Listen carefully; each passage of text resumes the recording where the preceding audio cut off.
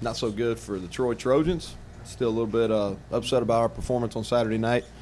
We had a great opportunity. I thought we had a good crowd. I thought it was a really good atmosphere in Veterans Stadium. And, again, the students turned out in a big number, and I thought they were loud. I thought they stayed in the game. And bottom line is we didn't take advantage of it. We made too many mistakes and didn't play with enough attention to detail to win the game. Special teams-wise, I thought we did a lot of good things. We created a turnover. We had a big punt return. And then I thought we did a sound job in our protection units. And I thought in that aspect, special teams, we played good enough to win. Defensively, I thought we gave ourselves a chance. We limited what I thought they had a pretty good rushing attack to 3.1 yards per rush, 31% on third downs. They hit us on a couple big pass plays. We've got to make more competitive plays on the ball downfield in our defensive backfield.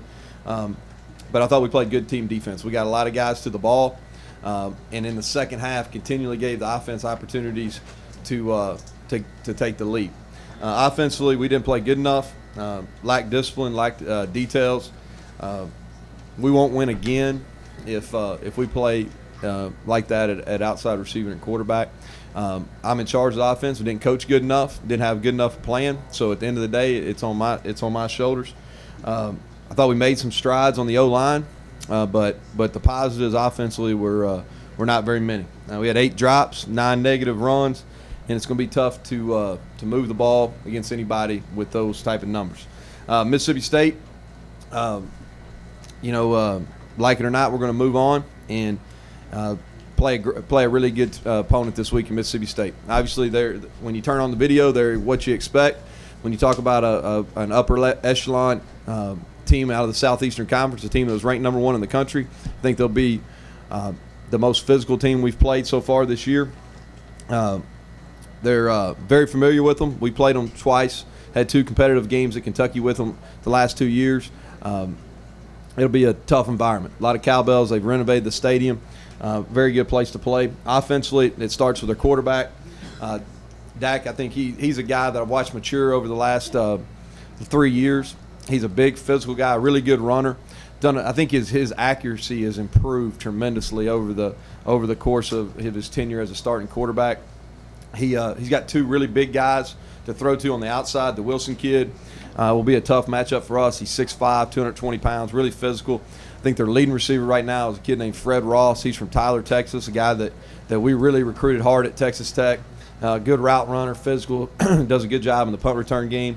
They're playing really well offensively and interior, their O-line, getting solid movement against really good people like LSU and A&M and some of those guys.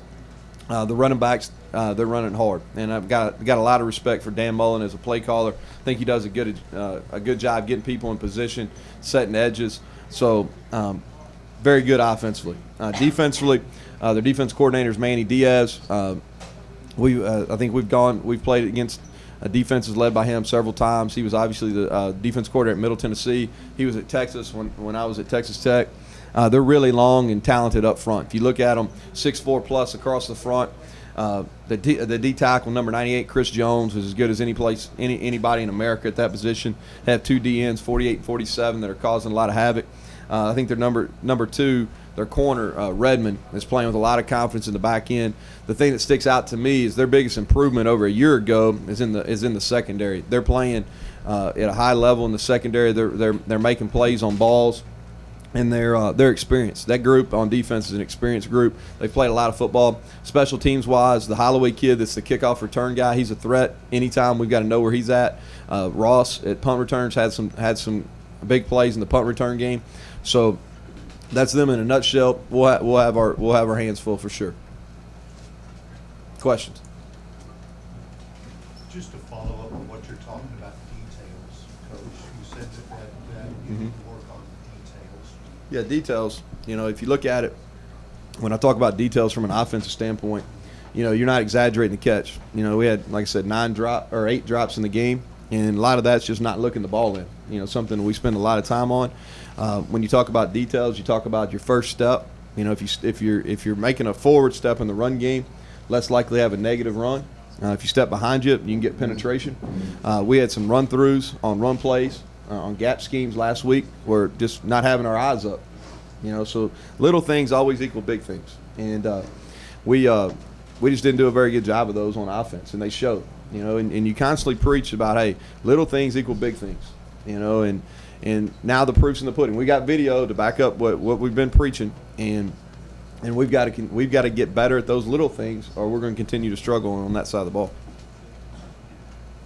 How do you go? So how do you scheme against a guy like Dak, who's got the running ability plus has the ability to continue to do better? Oh, I think it's tough. I think it's tough whether you're LSU, whether you're Troy, whoever's on their schedule. He's a matchup problem. I think that's why he was a Heisman contender last year. I think he's that same type of player. He may not be getting as much exposure this year, but I think he's playing at a higher level than he did last year. You've got to be, again, the word discipline again. You've got to have discipline. You got to play gap control. You got to know where he's at, even on passing situations. They do a good job of using formations to get anytime you run the quarterback, you got a chance to outnumber people, and they do a good job of mixing up their formations and doing that. Taylor.